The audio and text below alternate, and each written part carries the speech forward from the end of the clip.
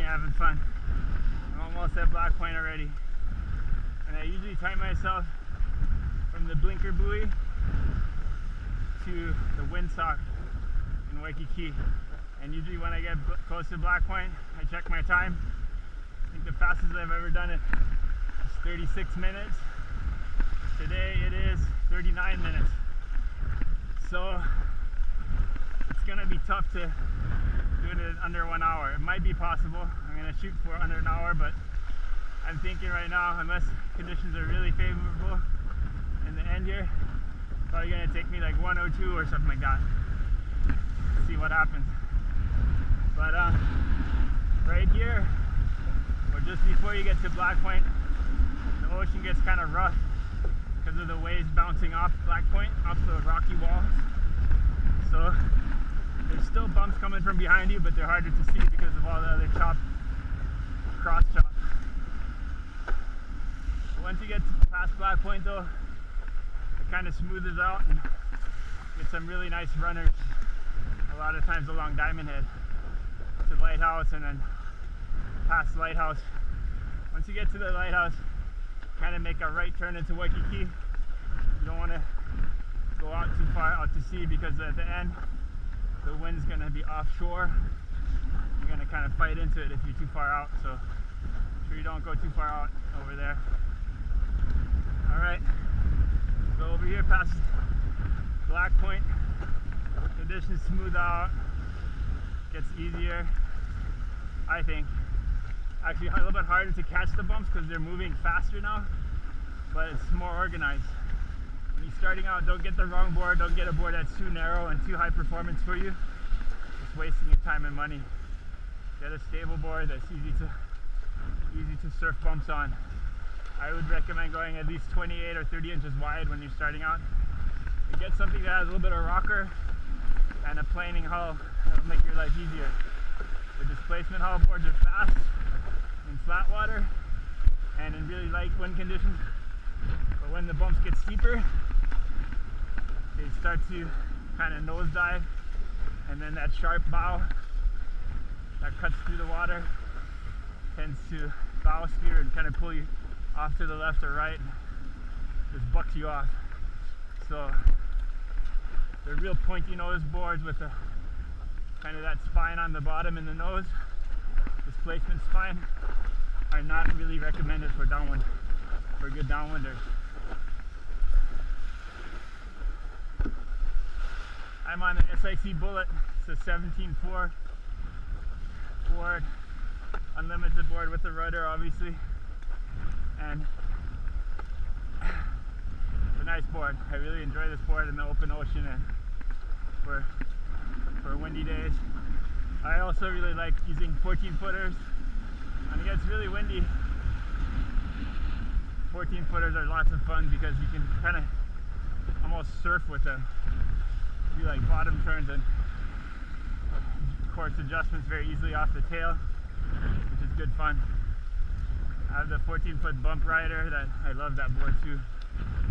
So 12.6, I'm not a big fan of 12.6s, especially in the bumps. For a guy my size, I'm like 195. Just too small. Anyway, back to riding bumps. Where are we here? Looking for the bumps. I think I'm slowing down, I'm talking too much. Okay, here we go, to the right. All the way. There. Nice. Alright. Keep the momentum. Keep moving at the speed of the bumps. Here we go, it's kind of moving off to the left a little bit. I'm going to follow that smaller one. Stay with it, stay with it. Moving under me. Okay, you know that I do some coaching. I take people on downwinders and help them figure out how to do it safely and go faster by using the energy of the ocean and not just paddling the whole time, which is not going to make you faster. Actually, you're going to go faster if you paddle less than if you paddle non-stop. It's not effective. But anyway, word of warning, I get a lot of customers coming from the mainland, and they tell me, oh yeah, I'm very experienced, I've paddled a lot, I've done races, I'm one of the fastest guys in my local races, so on, and they want to do a downwinder. So I usually take them on the shorter run, on the Kahala run, which is easier and safer. So, but what I find a lot is the guys that are not used to paddling in the open ocean are really struggling on their first time, because the hard part is not the stroke technique or anything like that. It's just staying on the board and balancing on the board. There's so much chop coming from all directions, makes it really challenging to balance. And your legs have to be strong and in good shape to be able to handle that balancing. It gets very tiring. So what I find a lot, people, when they get tired, it's usually the legs that get tired first. And then if you have to get on your knees and start knee paddling, no shame in that, but if you're doing that for an hour and a half, that can really get hard on your knees. I'm just going past the lighthouse now, so this is kind of an exception here, where I said don't look behind you. If you're pretty close to the shore here, this is a good line. If you're just outside the breaking waves, sometimes right here you can catch a wave that kind of breaks sideways, takes you towards Waikiki, which is what I like to do. And so if you see one coming, it's time to turn your board in, try to get on the back of a smaller one, get some speed up, and then try to get a little bit of speed on that bigger breaking wave. If it's breaking in the right direction, you can kind of get some speed on it. So right here the wind kind of gets lighter, gets blocked by Diamond Head over here, but there's still wind swell. Kind of carries the wind swell, just keeps going even though the wind pretty much dies off a little bit, and you'll start to get some swirly winds, like you have a little gust coming from behind you and something from in front of you or from the side. You're kind of in the lee of Diamond Head, so you get kind of weird winds right here. Once you get to Kaimana Beach by the windsock, the wind kind of comes around the other side of Diamond Head and hits you straight offshore. So when you get close to that, you don't want to be too far out, because that's going to be a long paddle in. And I know I said that a few times already, but it's worth repeating. That's a very common thing that a lot of people do. And that's why it's good to get some coaching. In the winter time, the South Shore is usually pretty flat. Right now it's early March, so not too much south swell, but in the summertime sometimes it can be big here. Coming in through here can be a little bit tricky, where you have to know how to surf your board. So right here at actually Kaimana Beach, good place to practice surfing some bumps, surfing waves I should say. Good channel right here, and this is a good place to practice surfing on a race board. And when it's small like today, you want to stay kind of close to this reef, because the waves kind of peak up a little bit right along the reef. There's not much coming here. So,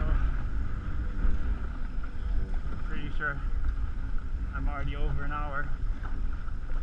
We'll see when I get there. I'm not going to jinx myself and look.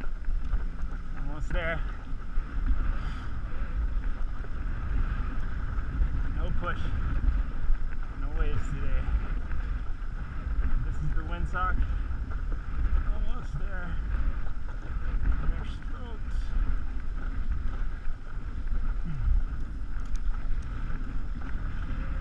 And here's the windsock. See what my time is. It is 1:02. That's what I said, right? 1:02. Alright, here's the OC6. I'm gonna go into the wave kind of sideways. They're not making it though.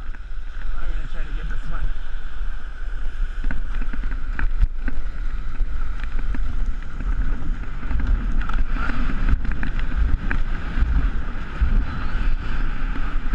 There we go. Straight into the